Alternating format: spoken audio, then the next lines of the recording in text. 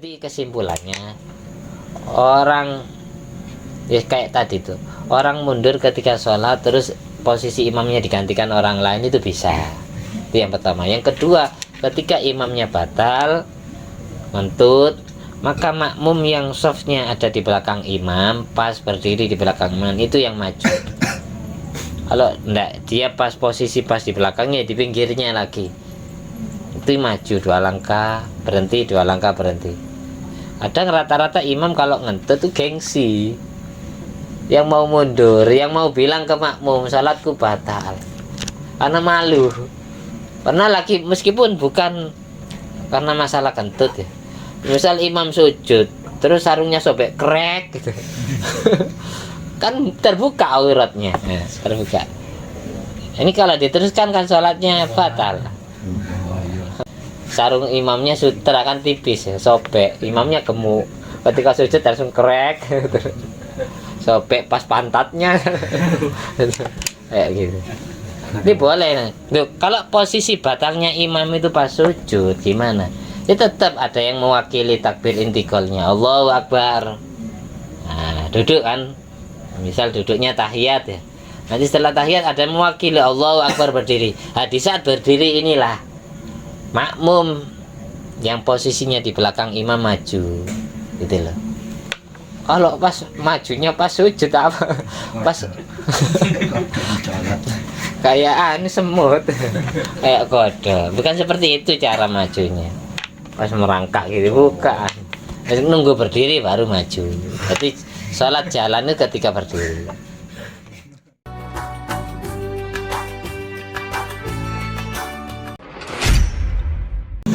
Assalamualaikum warahmatullahi wabarakatuh. Bismillahirrahmanirrahim. Alhamdulillahirabbil alamin alladzi bi ni'mati tatimmus shalihat wa bi dzikri sulaha idza tanazzalu rahmat wal barakat wassalatu wassalamu ala sayyidi sadat sayyidina maulana Muhammadin qutbil qadat wa ala alihi wa ashabihi anjumi zahirat.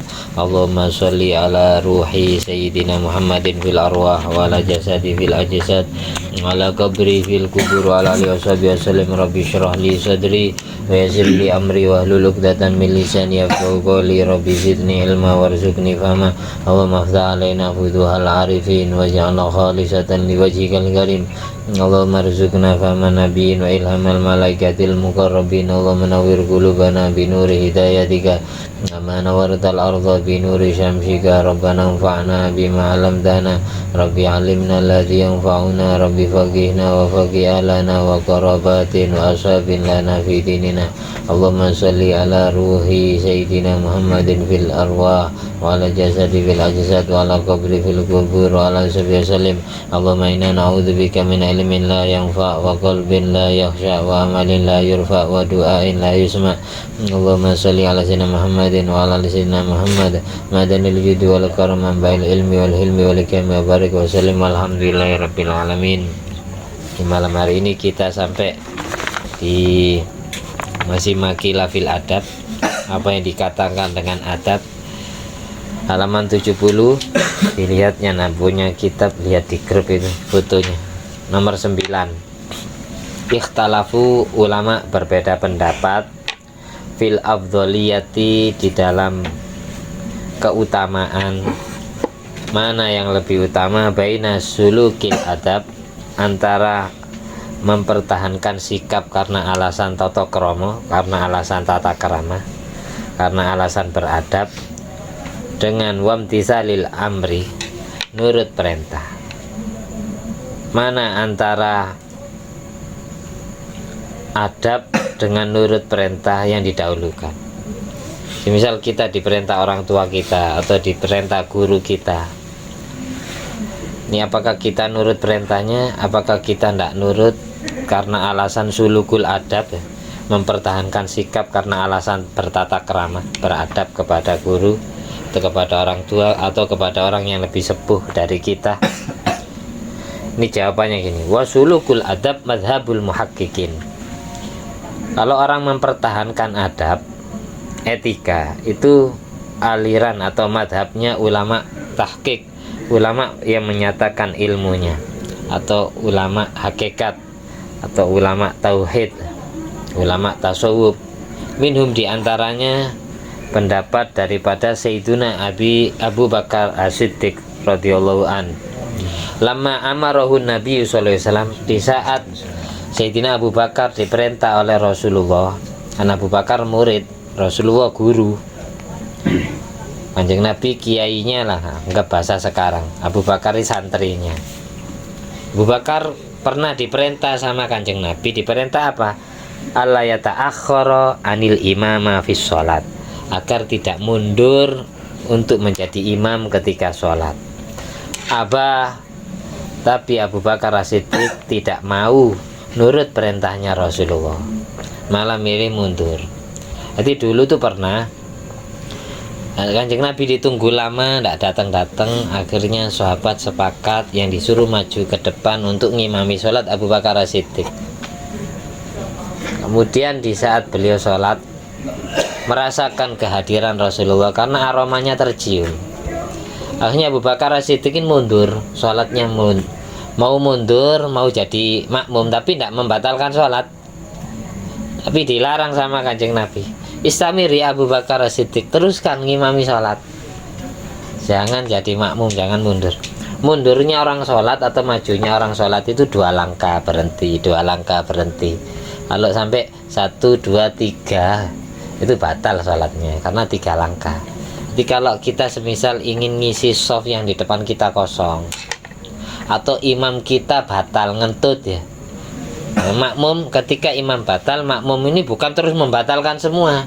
Anjurannya adalah makmum yang duduknya atau berdirinya pas lurus dengan imam, ini jalan ke depan menggantikan posisi imam. Terus hatinya niat jadi imam. Niat jadi imam itu di pertengahan sholat boleh, bermakmum pun juga boleh di pertengahan sholat. Ini tapi majunya 2 langkah berhenti, 2 langkah berhenti, 2 langkah berhenti. Tapi kalau sampai 3 langkah terus menerus tidak berhenti, batal sholatnya orang yang jalan itu. Karena soft kalau kosong di depan kita itu boleh kita isi. Atau gini, soft depan full, terus soft kedua ada makmum yang berdiri sendirian. Sunatnya makmum yang ada di depan ini nolong, nanti tidak dapat fadilahnya soft ini. Sunat mundur barengi makmum yang ada di soft kedua yang sendirian itu. Mundurnya 2 langkah juga. Abu Bakar mau melakukan seperti itu, tapi sama Kanjeng Nabi tidak dibolehin, suruh teruskan ngimami sholat. Tapi Abu Bakar milih tetap mundur karena alasan sulukul adab, tidak berargumen imtisalul amri. Jadi lebih utama mana ketika kita diperintah guru dan apa yang kita lakukan ini tidak sepantasnya ada di posisi kita ya. Ya kayak ngimami sholat yang lebih pantas guru, yang dipantas orang tua kan itu. Karena ini Kanjeng Nabi alim ya, afdholul khalaik, paling utamanya makhluk. Tidak pantas Abu Bakar ngimami sholat. Akhirnya Abu Bakar beradab, meskipun Kanjeng Nabi yang merintah gurunya, tapi beliau tidak mau, milih mundur. Akhirnya Kanjeng Nabi ngimami sholat seperti itu, teruskan. Abu Bakar jadi makmum, niatannya dirubah jadi makmum. Wa minum, dan pernah lagi Abu Bakar mau ngimami sholat itu di era Kanjeng Nabi mau meninggal dunia. Jadi pada saat Nabi sudah maradul maut, sakit mau meninggal dunia, Abu Bakar mau ngimami sholat. Dan Rasulullah bermakmum dalam keadaan sholat duduk, sedang makmum-makmum yang lain, sahabat-sahabat yang lain sholat di pinggir Rasulullah berdiri. Jadi Kanjeng Nabi sudah tidak kuat ya, Abu Bakar As-Siddiq suruh ngimami sholat. Ini juga pernah terjadi di Pondok Sidogiri di era Ye Khalil Nawawi mau meninggal dunia pas malam 20 Ramadan, pas mau melakukan sholat isya sama sholat taraweh. Ye Khalil sudah tidak kuat, beliau nyuruh Ki Abdul Alim bin Abdul Jalil untuk jadi imam sholat. ya Holil sholat duduk, sholat isya-nya. Setelah habis sholat isya belum sempat sholat tarawih, ya Holil sudah tidak kuat kemudian meninggal dunia. Jadi akhir hayatnya itu masih sempat sholat jamaah. Nah, sama seperti kisahnya Rasulullah ini, masih sempat sholat jamaah tapi jadi makmum. Yang suruh ngimami Sayyidina Abu Bakar As-Siddiq. Secara tidak langsung Kanjeng Nabi ngisaroi orang yang pantas menggantikan aku, yang jadi imam, yang mimpin umat setelah aku meninggal dunia adalah ini orangnya, yang saya suruh jadi imam ini gitu. Orang yang pantas menjadikan pengasuh ya Holil itu ya Abdul Alim. Makanya dulu adik-adik ya Holil Nawawi itu tidak ada yang mau, ya Sirot, ya Saktua, ya Hasani. Makanya untuk mengisi kursi yang kosong tetap diisi tapi tidak mau dianggap sebagai pengasuh, karena isaroh kakaknya ini yang suruh jadi imam bukan adik tapi ponakan. Demikian pula ponakan karena sulukul adab, meskipun imtisalul amrinya ya Holil, ya Abdul Alim tidak mau jadi pengasuh karena sungkan kepada para pamannya, 3 pamannya yang masih hidup. Akhirnya sempat lama tidak ada yang mau menjadi pengasuh. Bahkan Hadratus Syekh Al-Maufula Ki Hasani Nawawi itu ketika dibilang sama orang dinobatkan sebagai pengasuh, Yai Hasan itu tidak mau. Malah beliau bilang gini, pondok itu TE wong Islam, bukan TE kiainya. Pondok itu punyanya orang Islam, bukan kepunyaan kiainya. Jadi tetap tidak mau ya Hasan. Akhirnya ketika beliau itu nyuruh Abdul Alim tetap jadi pengasuh, Yele mau jadi pengasuh kalau memang didampingi ke pengasuhnya. Akhirnya ada istilah khatib majelis keluarga. Waktu itu sempat setelah ya Holil wafat digantikan adiknya ya Sirot sebentar mengganti kursi yang kosong, karena kalau wali santri mau sowan ke kiai kan tidak ada kiainya, gimana kan, mau mondokkan anaknya kan, ngisi kursi kosong ini kosong. Lambat laun ya Sirot keluar hijrah, tidak diam di pondok. Ya dua sudah ada jabatan ketua umum, akhirnya mau tidak mau ya Hasani yang ganti kursi selanjutnya, tapi tetap dinobatkan sebagai pengasuh tidak mau. Makanya di buku Jejak Langkah Masyayikh Kiri tidak tercatat nama ya Sirot ya Hasani dalam kepengasuhan, tapi aslinya pernah gantikan agak lama itu. Karena pedoman Yai Hasani sama Yai Sirot ya Saktua imtisalul amri, siapa yang jadi imam itu yang jadi pengasuh. Pedoman Yai Abdul Alim sulukul adab, sungkan kepada paman, tidak pantas aku mimpin terus di bawahku ada orang yang lebih tua umurnya dari aku, lebih sepuh dari aku, lebih mulia dari aku kan. Kayak gitulah apa yang dirasa oleh sahabat-sahabat Nabi waktu seperti itu. Abu Bakar Siddiq itu mau mau jadi imam ketika Rasul hampir meninggal dunia. Terus kemudian waminhum yang kedua, orang yang berpedoman sulukul adab sama Abu Bakar Siddiq. Ini paham maksud saya? Sulukul adab sama imtithalul amri, yaitu Sayyidina Ali bin Abi Thalib karomajah. Sayyidina Ali ini misanannya Rasulullah, adik sepupunya Rasulullah, juga menantunya Rasulullah. Kalau Abu Bakar Siddiq mertuanya Rasulullah. Ini ada ceritanya mertua sungkan ke mantuan. Jadi Sayyidina Abu Bakar Siddiq punya anak Siti Aisyah, nikah dengan Rasulullah. Dan pernikahan Rasulullah dengan Siti Aisyah itu memang disuruh Allah. Di era, kalau di kitabnya Syekh Muhammad Ramdan Al-Buti, saya punya kitab namanya Aisyah Ummul Mukminin. Aisyah Ummul Mukminin. Di dalam kitab itu diceritakan Kanjeng Nabi melamar Siti Aisyah. Ceritanya di era Siti Khadijah belum meninggal dunia, sempat Rasulullah itu mimpi didatangi malaikat Jibril alaihi salatu wassalam. Malaikat Jibril bilang, hadhi imra'ah zaujatuk ya Muhammad, wanita ini adalah istrimu. Wanita yang dimaksud malaikat Jibril ini ditutupi selimut sutra, tidak kelihatan wajahnya. Akhirnya dibuka sama Rasulullah, ternyata wajahnya Siti Aisyah, putri Abu Bakar As-Siddiq. Itu di era Siti Khadijah belum meninggal, sudah dapat wahyu seperti itu. Sesudah Siti Khadijah meninggal, harus Siti Khawlah ini tanya, hadamnya Rasulullah punya pelayan perempuan namanya Siti Khawlah. Siti Khawlah ini tanya ke Rasulullah, alam tatazawwad, apakah panjangan tidak mau nikah lagi ya Rasulullah?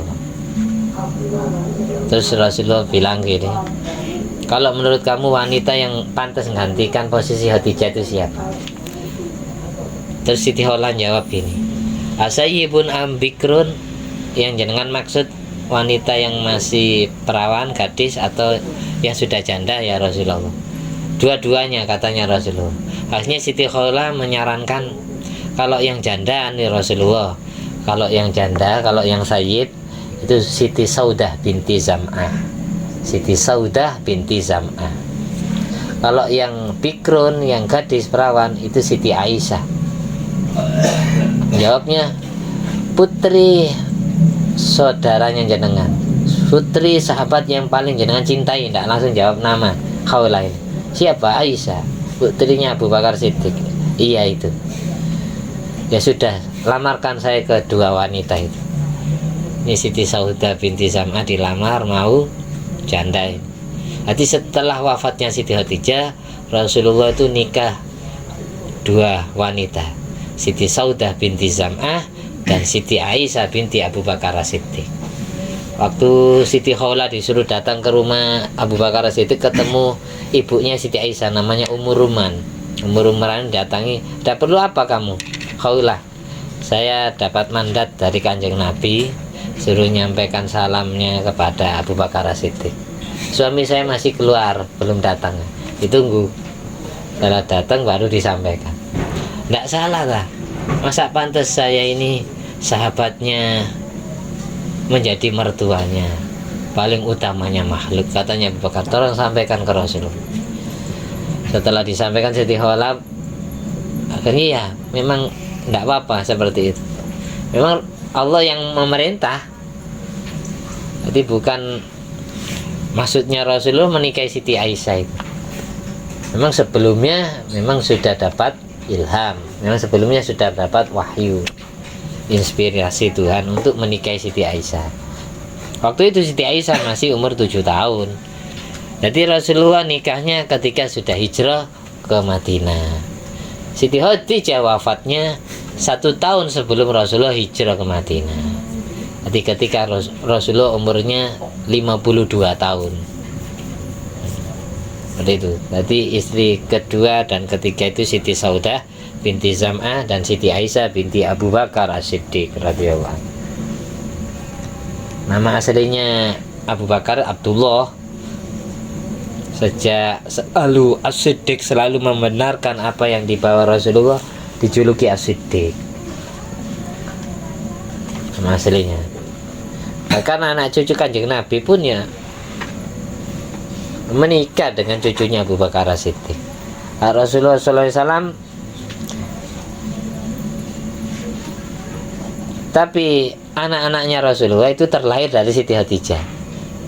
Jadi Siti Khadijah sudah punya anak laki-laki 5 sebelum menikah dengan Kanjeng Nabi. Kalau di kitab Al-Bushra karya Syed Muhammad bin Alwi Al-Maliki, sudah punya anak 5 laki-laki semua.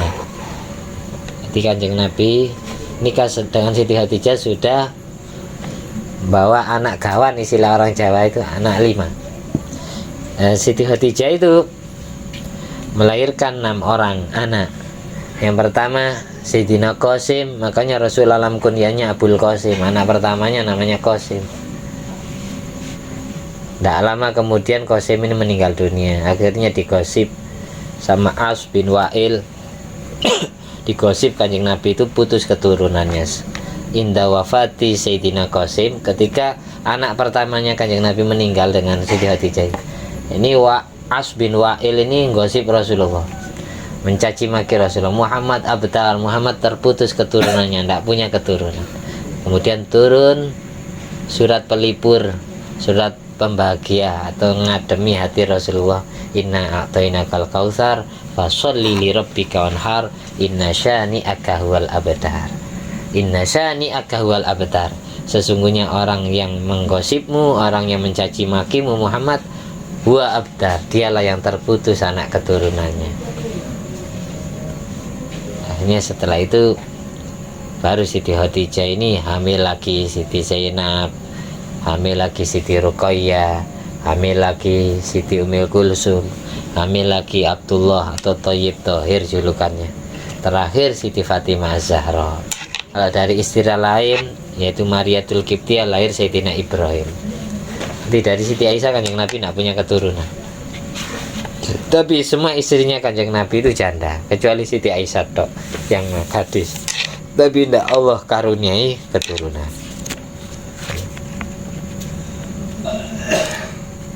Kemudian wa minhum Sayyiduna Ali bin Abi Thalib yang berargumen sulukul adab daripada imtisalul amri. Tata krama lebih baik daripada nurut perintah. Bertata krama kepada guru itu lebih baik daripada nurut perintahnya guru. Sayyidina Ali dan Abu Bakar. Amarahu sallallahu alaihi wasallam ayyam sahalafdha Rasulullah fa'aba. Pernah Sayyidina Ali bin Abi Thalib sama Kanjeng Nabi suruh busek tulisan, suruh ngapus tulisan Rasulullah di sebuah papan gitu, pelapa kurma ya. Tapi Kanjeng Nabi Sayyidina Ali itu tidak mau karena adab kepada Rasulullah. Cangkolang katanya orang Madura, kalau orang Jawa sungkan kepada Kanjeng Nabi. Tidak mau suruh busek tulisan Rasulullah itu, tidak mau, suruh ngapus dah. Padahal Rasulullah yang nyuruh hapus Sayyidina Ali, takut diinjak-injak orang gitu. Saya pernah punya cincin itu saya tulisian gitu. Saya ukir Muhammad Rasul Allah, Muhammad Rasul Allah. Kan kalau cincin bertuliskan tulisan gitu Ismul Mu'adzam itu kan makruh dibawa ke toilet, ke kamar mandi, makruh karena ada Ismul Mu'adzam. Nah, meskipun disembunyikan di dalam gempalan tangan gini tetap makruh menurut pendapat yang muktamad. Lalu saya pakai, saya taruh jari kelingking, saya pakai ziarah ke makam Rasulullah, saya baca sholawat Dalailul Khairat. Saya habis sholawat selesai, cincin saya itu hilang. Kapan lepasnya tak ketemu. Nah, cincinnya Rasulullah itu diukir di dalamnya Muhammad Rasulullah. Tapi cincin saya tulis di luarnya, mungkin karena kurang beradab itu ke Kanjeng Nabi. Entah Allah alam siapa yang ngambil, tiba-tiba hilang di jari kelingking saya, padahal saya pakai. Nah, saya baca Dalail pakai tangan kanan, pakai tangan kanan. Setelah doa Dalailul Khairat selesai, tinggal doa hajat-hajat itu. Ada orang, entah orang Pakistan, entah orang Riyadh ya, sebelumnya mau minjem tasbih saya. Dia itu menghampiri saya, langsung gini di depan wajah saya, tapi melihat ke tembok. Ya Rasulullah, ud'uni an ayyusahhilallahu at-tazawwud az-zawad gitu. Jadi dia gitu, ya Rasulullah tolong doakan saya agar saya dipermudah urusan nikah, biar saya ketemu jodoh gitu. Waktu itu kan saya masih jomblo. Ini orang kok ini ragu apa ya apa gitu. Dia kalau pakai bahasa Arab, tapi kan saya ngerti ya, tersinggung ya, tersinggung. Dia gini, makamnya Rasulullah di sana, dia ke tembok gini, ya Rasulullah gitu. Yang bahasa salawat kan saya, dia kayak Allah beri kelebihan bisa melihat Rasulullah gitu. Tiba-tiba gini ke tembok, pas di depan wajah saya doa gitu. Rasulullah, saya minta doa ke panjenengan agar saya dipermudah urusan ketemu jodoh saya. Orangnya sudah tua, jenggotan kayak Mas Ulin gitu. Nah, sudah brewok maksudnya, wajah-wajahnya Pakistan, Riyadh gitu, orang Arab tapi putih. Tapi ya brewok terus ininya ke botak gitu. Orangnya masa belum menikah katanya, nyindir saya apa? Pas cincin saya hilang ya.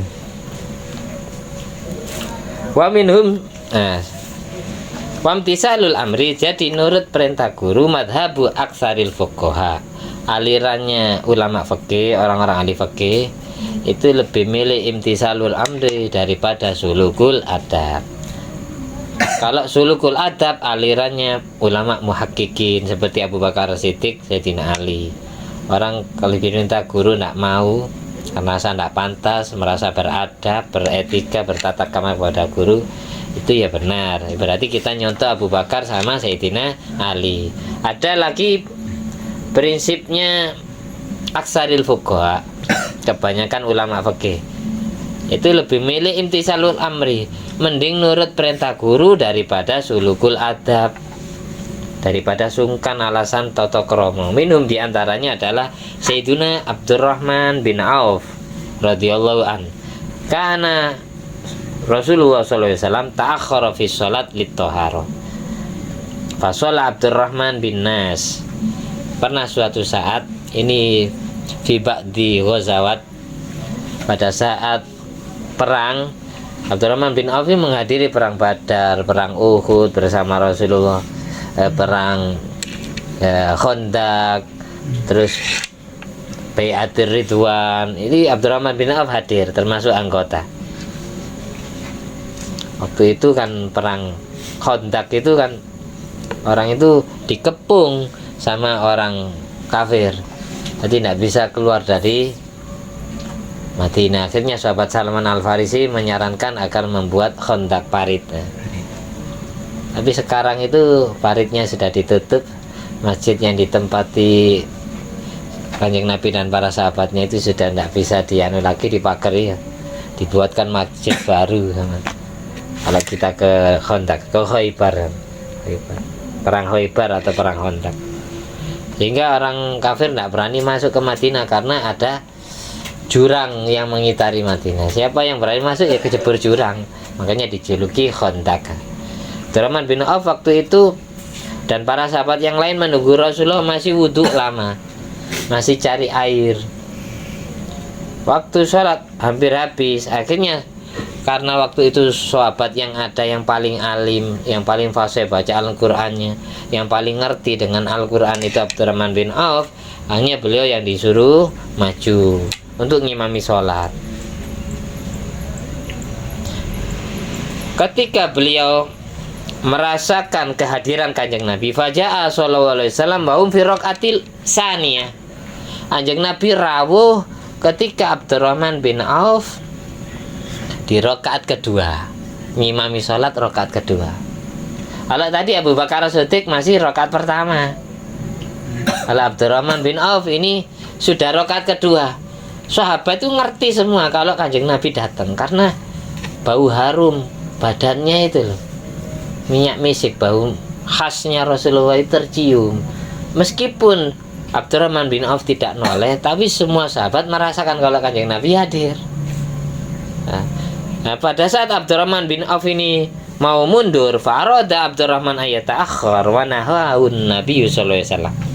Mau mundur akhirnya dilarang sama Kanjeng Nabi. La tata'akhkhar ya Abdurrahman, istamir. Kun imaman. Suruh tetap melanjutkan jadi imam. Famtasala amroh, akhirnya Abdurrahman bin Auf nurut perintahnya Kanjeng Nabi, meneruskan sholat. Nah, paham ya? Jadi kesimpulannya, orang ya kayak tadi tuh, orang mundur ketika sholat terus posisi imamnya digantikan orang lain itu bisa. Itu yang pertama. Yang kedua, ketika imamnya batal ngentut, maka makmum yang softnya ada di belakang imam, pas berdiri di belakang imam, itu yang maju. Kalau enggak, dia pas posisi pas di belakangnya, di pinggirnya lagi, itu maju 2 langkah berhenti, 2 langkah berhenti. Ada rata-rata imam kalau ngentut tuh gengsi, yang mau mundur, yang mau bilang ke makmum salatku batal, karena malu. Pernah lagi, meskipun bukan karena masalah kentut ya, misal imam sujud terus sarungnya sobek krek gitu. Kan terbuka auratnya, ya, terbuka. Ini kalau diteruskan kan sholatnya batal. Ini pernah terjadi pas sholat Jumat di daerah Wonorejo. sarung imamnya sutra kan tipis ya, sobek, imamnya gemuk, ketika sujud langsung krek sobek pas pantatnya kayak gitu. Ini boleh. Loh, kalau posisi batangnya imam itu pas sujud gimana? Ya tetap ada yang mewakili takbir intiqalnya, Allahu Akbar. Nah, duduk kan, misal duduknya tahiyat ya, nanti setelah tahiyat ada yang mewakili Allahu Akbar berdiri. Nah, di saat berdiri inilah makmum yang posisinya di belakang imam maju, gitu loh. Kalau pas majunya pas sujud apa? Pas kayak ini semut, kayak kode. Bukan seperti itu cara majunya.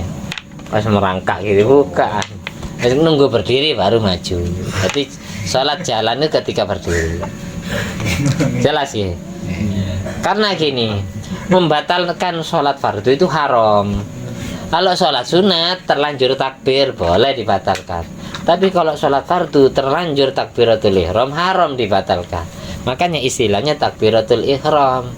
Berarti kita mengharamkan diri dari hal-hal yang diharamkan ketika sholat, dari hal-hal yang membatalkan sholat. Nah, karena sudah kita berjanji beriktikad ke Allah dengan takbir kita. Kalau sholat fardu jangan dibatalkan. Kalau sholat sunat boleh dibatalkan. Guyu udah. Tapi batalnya karena tertawa beda lagi. Berarti yang guda itu yang berarti termasuk setan manusia. Alladzi waswisu fi sudurin nas minal jinnati wan nas. Tapi Abdurrahman bin Auf ini meskipun beliau dikatakan di sini fuqaha ya, tapi beliau ini termasuk al-asra al-mubasysyirina bil jannah. Ada 10 sahabat yang diberi kabar bahagia masuk surga oleh lesan mulia Rasulullah. Ada 10 sahabat yang langsung divonis masuk surga sama Kanjeng Nabi ketika Kanjeng Nabi masih hidup dan ketika 10 orang ini masih hidup. Siapa diantaranya? Diantaranya 4 khalifah itu: Abu Bakar As-Siddiq, Umar bin Khattab, Utsman bin Affan, Sayyidina Ali bin Abi Thalib. Terus yang kelima Abu Ubaidah atau yang terkenal Amir bin Al-Jarrah. Abu Ubaidah Amir bin Al-Jarrah. Yang keenam ini beliau ini Abdurrahman bin Auf. Terus yang ketiga siapa? Oh, yang ketujuh siapa? Ayo sebutkan. Talha bin Ubaidillah. Terus yang kedelapan siapa lagi? Jabir tidak masuk ya kan? Hah? Jabir apa? Zubair bin Al-Awwam. Terus siapa lagi yang dulu masuk Islamnya digoda ibunya? Sa'ad bin Abi Waqqas. Terus yang ke-10 adik iparnya Sayyidina Umar bin Khattab. Siapa adik iparnya? Adik iparnya Sayyidina Umar bin Khattab. Jadi Sayyidina Umar punya adik perempuan namanya Fatimah binti Khattab. Ini nikah dengan laki-laki namanya Sa'id bin Zaid. Ini jarang orang tahu. Sayyidina Umar ini masuk Islam gara-gara orang ini. Jadi lebih dahulu adiknya ini yang masuk Islam daripada Sayyidina Umar bin Khattab. Dulu Kanjeng Nabi kan doa, Allahumma a'izzal Islam bi ahadi Umarain. Ya Allah, muliakanlah agama Islam dengan masuk Islamnya salah satu 2 Umar. Yang pertama Amr bin Hisam atau Abu Jahal, yang kedua Umar bin Khattab. Suatu saat Umar bin Khattab mencari Rasulullah, ingin membunuh Kanjeng Nabi. Kanjeng Nabi sembunyi di rumah sahabat Darul Arqam bin Al-Arqam itu. Sahabat Al-Arqam. Di tengah jalan ketemu Abu Ubaid. Mau kemana Umar? Saya mau nyari Muhammad, ingin saya bunuh. Ngapain nyari Muhammad? Adik kamu urusin dulu. Memang kenapa adik saya? Adik kamu sudah mengikuti ajaran Muhammad. Akhirnya Sayyidina Umar ini tidak jadi menuju Darul Arqam, yang di situ ada Rasulullah, Sayyidina Hamzah dan sahabat-sahabat yang lain termasuk Abu Bakar, Sayyidina Ali. Balik putar arah ke rumah adik kandung dan iparnya ke rumah Fatimah binti Khattab, ke rumah Said bin Zaid. Pada saat itu Fatimah binti Khattab sama Said bin Zaid baru masuk Islam, dan ada GT guru tugas yang diutus Rasulullah untuk bimbing ngajari baca Al-Qur'annya, yaitu sahabat Khabbab bin Al-Arad. Nah, pada saat Khabbab bin Al-Arad guru ngajari suami istri baca Al-Qur'an ini, itu ada gebrakan pintu kenceng. Siapa itu? Siapa di luar? Umar. Jawab Umar, itu langsung Khabbab bin Al-Arad sembunyi di kamar. Dengar suara itu. Siapa ini? Siapa yang bukakan pintu? Sudah, biarkan saya, katanya Said bin Zaid. Saya aja yang bukakan. Setelah dibukakan, ini saya singkat cerita ini. Setelah dibuka, Sayyidina Umar bin Khattab itu tanya, saya dengar-dengar kalian berdua ikut ajaran Muhammad. Kalau memang iya, kenapa? Wahai abangku, apakah menurut panjenengan baik seperti itu? Ini tidak dijawab pakai mulut, tapi dijawab pakai pukulan. Langsung ditempelin Said bin Zaidin sama Umar bin Khattab sampai berdarah. Setelah itu kalau di kitab itu asyar'u, dibanting, di smackdown. Nah, dibanting, diangkat ini, dibanting Said bin Zaid dari kakaknya Umar bin Khattab. Melihat suami dihajar oleh kakak sendiri, Fatimah binti Khattab tidak tega. Di situ dibela suaminya, akhirnya Fatimah bin Khattab juga ditempelin sampai dari pelipisnya itu keluar darah, sama ini bibirnya. Nah, dihajar sama Umar bin Khattab, ini keluar darah dari bibirnya, terus sama ini pelipisnya ini. Tangannya besar Umar bin Khattab. Ketika melihat adik itu berkucuran darah, baru Sayyidina Umar ini hatinya iba. Sejak kapan panjenengan ini kok tega ke adik? Padahal dulu semenjak meninggalnya orang tua jenengan yang jadi wali nikah saya. Jenengan mulai saya kecil sampai saya dewasa, sampai saya nikah, belum pernah panjenengan ini memukul saya, wahai abangku Umar. Gara-gara saya ikut ajaran benar, ajaran suci, panjenengan sangat tega kepada saya, berani melukai adik, menyakiti adik. Dari situ Sayyidina Umar minta maaf, nangis. Nah, di saat itu Said bin Zaid, Fatimah binti Khattab ini kan sedang membawa mushaf Al-Quran yang ditulis di kayu pelapa kurma, di kulit unta, di tulang, ini berserakan. Mau diambil tidak boleh, mau diambil tidak boleh. Sama Fatimah binti Khattab tidak boleh. Jenengan mandi dulu, suruh mandi dulu. Kalau riwayat Abu Ubaid, ada riwayat lain disuruh diajari wudhu. Setelah itu surat pertama yang dibaca Umar bin Khattab itu surat Toha sampai 21 ayat. Ini subhanallah, ini luar biasa ini. Ini yang ngarang bukan manusia ini, tapi Tuhan. Mana Muhammad? Kasih tahu dia sembunyi di mana. Ndak, nanti panjenengan menyakiti Nabi kami. Saya ndak mau. Mending saya jenengan bunuh. Saya dan suamiku jenengan bunuh daripada Nabi kita Muhammad. Katanya Fatimah binti Khattab. Ndak, saya kesana bukan niatan jelek. Tapi ngapain? Saya ingin memeluk agamanya. Saya ingin belajar agamanya. Mendengar ucapan Sayyidina Umar bin Khattab, Khabbab bin Al-Arad yang sembunyi di kamar ini keluar. Alhamdulillah, doanya Rasulullah dikabulkan sama Allah. Ada kamu di sini. Tadi ngumpet di kamar, ya saya takut. Khabbab bin Al-Arad. Apa maksud kamu ngomong kayak tadi? Saya dengar dengan telinga saya sendiri, Rasulullah Nabi Muhammad SAW pernah doa, Allahumma a'izzal Islam bi ahadi umarain. Masukkanlah jayakanlah Islam dengan masuk Islamnya salah satu dua Umar. Rasulullah hanya minta salah satunya antara panjenengan dan Abu Jahal, tapi Allah memilih panjenengan. Panjenengan berarti sangat beruntung. Oh, seperti itu ya. Akhirnya ayo saya antarkan ke rumahnya Arkom. Nah, sampai di sana ya gitu, wajahnya tetap beringas bawa pedang. Nggak boleh ditemani, nggak minta ditemani. Ya, sahabat-sahabat yang di dalam rumah sahabat Arkom itu tegang semua, masih beringas gitu. Nah, Umar bin Khattab kesini, ya apa ini, ya apa, bingung. Sahabat-sahabat sih nggak biasa gelut tuh berantem. yang tidak tatak gitu. Jadi bingung ya Pak. Akhirnya Sayyidina Hamzah gini, kalau Umar bin Khattab datang ke sini dengan niatan baik, kita terima, kita sambut. Tapi kalau dia berani macam-macam kepada Nabi Muhammad, maka saya orang pertama yang akan memenggal lehernya, katanya Sayyidina Hamzah, Pak Li Kanjeng Nabi, pamannya Kanjeng Nabi. Setelah datang, yang nyambut di pintu ya langsung Sayyidina Hamzah. Ada apa Umar? Mana Muhammad? Saya ingin ketemu Muhammad, bukan ketemu inti. Tidak, langkai mayat saya dulu kalau berani.